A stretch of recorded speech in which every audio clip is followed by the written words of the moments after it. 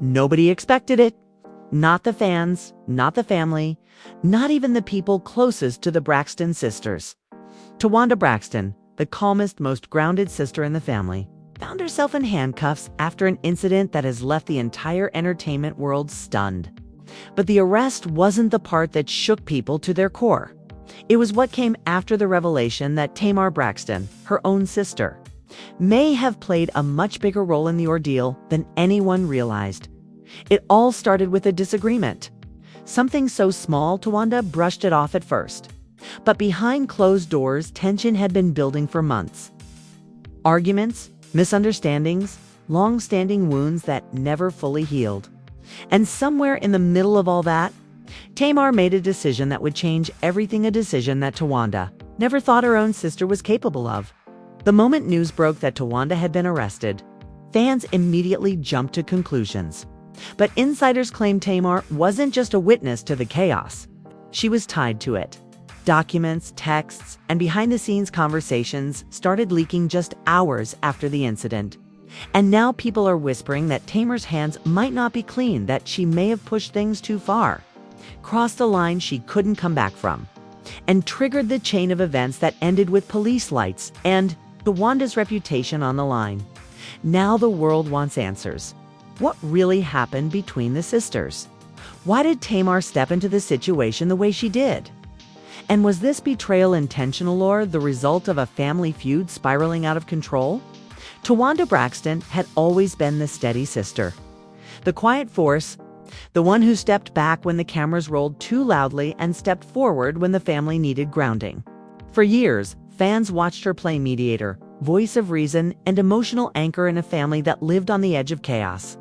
But everything changed. The night blue and red lights reflected across her face, and she found herself standing outside a Georgia home with handcuffs around her wrists. No one expected to see Towanda like that. She didn't expect it herself. But the real shock wasn't the arrest.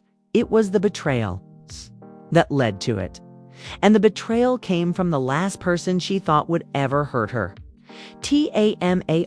To understand how the sisters reached this moment. How a family known for emotional storms collapsed into something this explosive, you have to rewind months earlier. Long before the arrest. Long before the headlines. Long before Tamar's name became tangled in one of the most unexpected scandals the Braxton family had ever faced. It began with something small, a misunderstanding. Towanda called it. A disagreement over a business opportunity. Something that should have been resolved with a conversation. But Tamar wasn't in a conversational season. She was in a defensive, reactive, protective mode, the kind she entered when life felt unstable. And that instability had been building in her. Life long before the incident with Towanda. Towanda didn't blame her at first. She tried to let it go, but Tamar didn't. What started as a small disagreement snowballed into a tension that spread through phone calls, family group chats, and whispered conversations with Tony and Trina. Everyone knew something was off between the sisters, but no one wanted to take sides. The Braxton family had seen conflict before, but this one was different.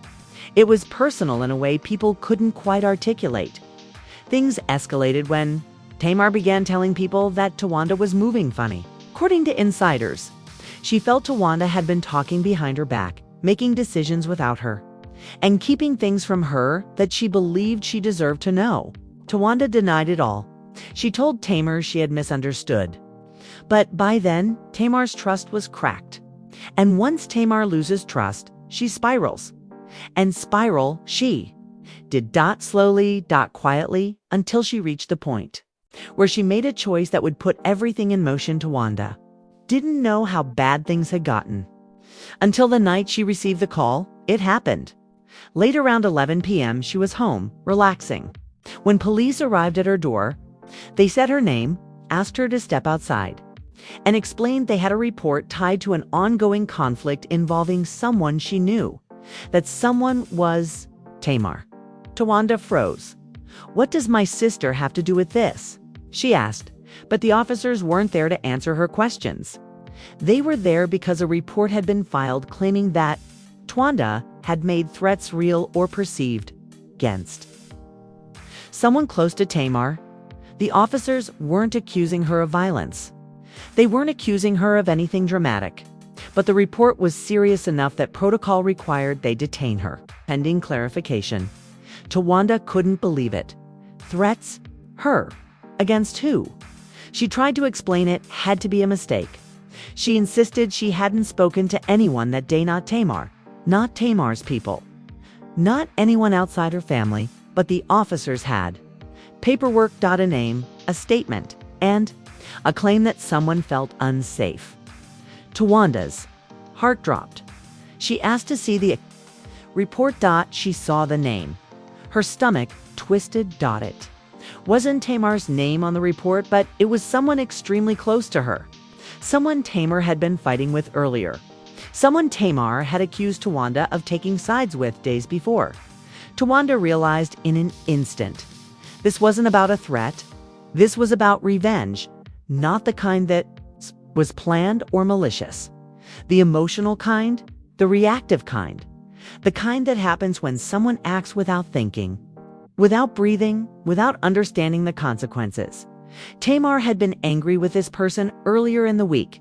She had gotten into a heated argument. And someone, maybe Tamar herself, maybe someone acting on her behalf, had connected Towanda's name to the situation. Towanda tried to breathe through the shock. But the officers weren't there to negotiate. They were following procedure. And within minutes, she was handcuffed and escorted to the car. The irony. Towanda never raised her voice. Once during the arrest, she didn't scream, she didn't argue, she didn't panic, she just kept repeating the same sentence. "I need to talk to my sister." The officers didn't answer. Towanda was processed, questioned, and held until the misunderstanding could be sorted out. By morning, the story had leaked to the press. Paparazzi cameras, gossip blogs, and social media accounts had already run with the headline, "Towanda Braxton arrested following domestic dispute. RFU Artitha." Worst part was the word domestic. Fans immediately assumed something was happening inside the Braxton family. And Tamar, instead of stepping forward, instead of clearing the air, instead of taking responsibility for the chain reaction she helped trigger, stayed silent. Silence is a response. And Tamar's silence told the world everything it needed to know. Towanda didn't blame her, not yet. She wanted to talk first. She wanted to hear Tamar's side before deciding if this was a betrayal or a misunderstanding. But when she finally reached Tamar, when the sisters finally spoke, it wasn't the conversation Towanda had hoped for. Tamar, defensive, emotional.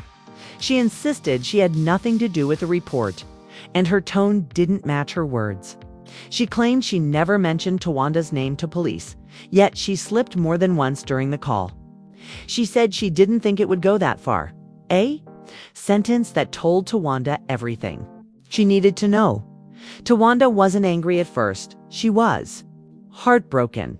The betrayal wasn't that Tamar had filed or encouraged a report intentionally or accidentally. The betrayal was that Tamar didn't protect her. Not publicly, not privately, not even when the world began dragging Towanda's name. Bloggers painted her as the aggressive sister.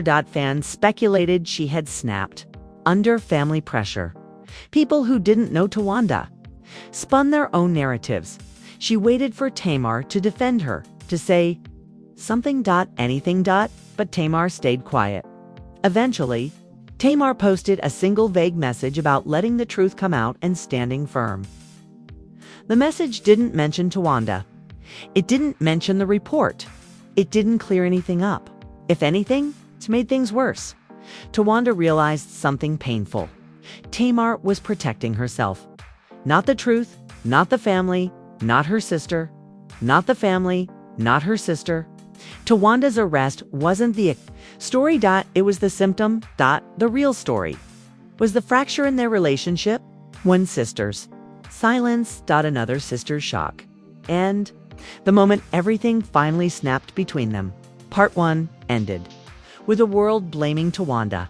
Towanda Braxton didn't cry when the police placed handcuffs on her wrists. She didn't cry in the patrol car, or during questioning, or even when she was finally released the next morning.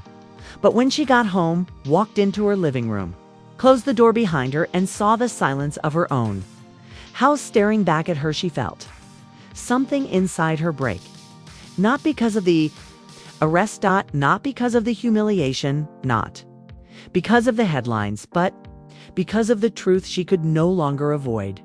Her sister played a part in all of it, not intentionally, not maliciously, but recklessly, emotionally, carelessly, and that carelessness cost Towanda her peace.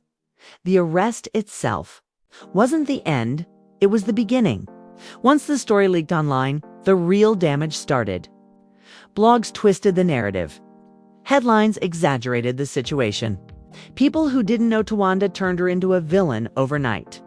And the worst part was how fast the rumor spread that she and Tamar had been fighting, and that the argument had escalated into something dangerous. None of it was true, but the internet rarely cares. Towanda's phone buzzed nonstop. Producers from reality shows called her. Agents called. Even family friends she hadn't spoken to in years reached out. Everyone wanted answers. Everyone except the one person needed to hear from. Tamar.Towand waited for her sister to reach out and make things right. She believed Tamar would defend her publicly. She believed Tamar would correct the narrative. She believed Tamar, at the very least, would say, "This is not what it looks like." But instead, Tamar posted a cryptic message on Instagram that poured gasoline on the situation. It said, "Sometimes silence is protection. Not everything needs to be explained." Towanda read the caption 3 times, her stomach twisting tighter with each pass. She didn't want to believe the post had anything to do with her situation, but the timing was too perfect. And Tamar's comments were filled with fans speculating she was hinting about Towanda. Tamar didn't correct any of them. Towanda took a deep breath and called Tamar again. This time, Tamar answered, but not with the warmth Towanda had hoped for. Her voice was sharp, defensive, agitated. "You know, I'm dealing with a lot right now," Tamar said immediately, as if preparing her excuses before Towanda even spoke. "Tamar, did you or did you not mention my name when the police were called about that situation?" Towanda asked calmly. Tamar paused. A long pause. Too long. "I didn't tell them to go after you," she said eventually. "I never said you did anything. But did you mention my name?" Towanda pressed. "I didn't think they'd take it seriously," Tamar snapped. "I told them you had information. That's all." Towanda closed her eyes. "Tamar, why would you say my name at all?" Tamar's tone shifted into something quieter, something more emotional. "Because I was mad, and I wasn't thinking, and everything was happening so fast." Towanda's heart sank. She didn't want to fight. She didn't want to yell. She didn't want to break even more. She just wanted Tamar to understand what her words had caused. "Do you know what happens?" Towanda said softly. "When you introduce someone's name into a heated situation. Do you know what that does legally?" Tamar stayed silent. "Tamar, they arrested me." "I didn't know they would do that." Tamar snapped back. "I didn't tell them you threatened anyone. I didn't say you hurt anyone. I just said you were involved." "Involved in what?" Towanda asked, her voice finally cracking. "A fight you had? A disagreement that had nothing to do with me." Tamar exploded. "Everyone always thinks you're perfect, Towanda," she shouted. "They never question you. They always come for me. You think that's fair?" Towanda froze. That was it. That was the root. Jealousy. Resentment. Old wounds resurfacing in the worst possible moment. "Tamar, you put me in danger," Towanda whispered. "Not because I did something wrong, but because you couldn't handle your own emotions." Tamar suddenly broke down. "I just needed help," she said, her voice trembling. "And I thought if they knew you were involved somehow, they'd take it more seriously." Towanda felt her chest tighten. "You didn't need help," she said. "You needed control, and you used my name to get it." The line went silent, and that silence said everything. Towanda spent the next day trying to calm her nerves. She didn't want to tell the rest of the family what had really happened, but Tony noticed immediately. "T, what's wrong?" Tony asked gently over the phone. Towanda hesitated before telling her the truth, not all of it. Just enough to explain her heartbreak. Tony listened quietly, then sighed the sigh only an older sister who's seen everything can sigh. "Tamar has been spiraling again," Tony said. "She reacts with emotion instead of sense." "That's not an excuse," Towanda whispered. "No," Tony agreed. "But it's the truth," Trina called later, furious. "She let the world think you were the problem." Trina snapped. "Absolutely not. That's wrong. Tamar should have cleared your name immediately. Towanda, that's betrayal." And as painful as it was to hear, Towanda knew Trina was right. It was betrayal. Not dramatic betrayal, not flashy betrayal. Quiet betrayal. The kind that slices deeper because it comes from someone who should have protected you. The next blow landed when a reporter reached out to Towanda with a quote from someone close to Tamar. The quote said, "Tamar didn't want to involve her sister, but Towanda has been acting strange lately." Towanda stared at the message in disbelief. Tamar had thrown her under the bus. Again, Towanda wasn't angry anymore. She was devastated. She replayed every moment leading to that point. Every choice Tamar had made. Every silence, every statement, every post. Every denial. Every slip. And suddenly, the truth was undeniable. Tamar hadn't simply reacted.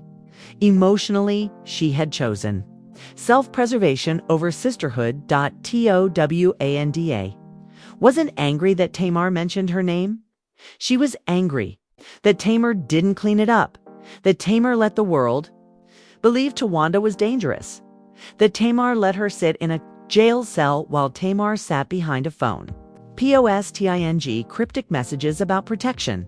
That Tamar let the internet tear Towanda apart, while she stayed silent, and now the world was asking, why? Why would Tamar do that to her own sister? Part 3 is where that answer finally comes out, and the truth. It's even darker than the arrest itself. Towanda Braxton sat in her living room the morning after the arrest, staring at her phone like it was a stranger. She had always believed family would be the one thing she could rely on even through arguments, misunderstandings, and disagreements. But as the hours passed and Tamar's silence grew heavier, she realized something she had never allowed herself to admit before. Her sister wasn't protecting her. She was protecting herself. And that truth stung deeper than anything the internet could ever say. The blogs kept recycling the same headline: Towanda Braxton arrested, and adding their own spicy predictions. Some claimed the sisters had fought physically. Others insisted Towanda had snapped. And as each hour went by without Tamar stepping forward, the narrative morphed into something more destructive, more personal, more dangerous. Towanda knew how the internet worked. If you didn't control the narrative would control you. But she still held out hope that Tamar would step up, that maybe she was gathering her thoughts, that maybe she was thinking of a way to help her sister without hurting herself. But then came the interview. An entertainment reporter caught Tamar leaving a studio and asked the question everyone was dying to hear answered. "Did your sister threaten someone close to you?" Tamar paused, blinking, staring, calculating, and instead of saying the one simple sentence that could have stopped everything, no, she made the choice that changed everything. She said, "I don't want to talk about family business right now. Everyone involved needs to tell their own truth." Towanda saw the clip an hour later. She felt the air leave her lungs. It wasn't what Tamar said it was, what she didn't say. It was the invitation for speculation, the open door for rumors. The passive permission for people to believe the worst. And Towanda finally understood.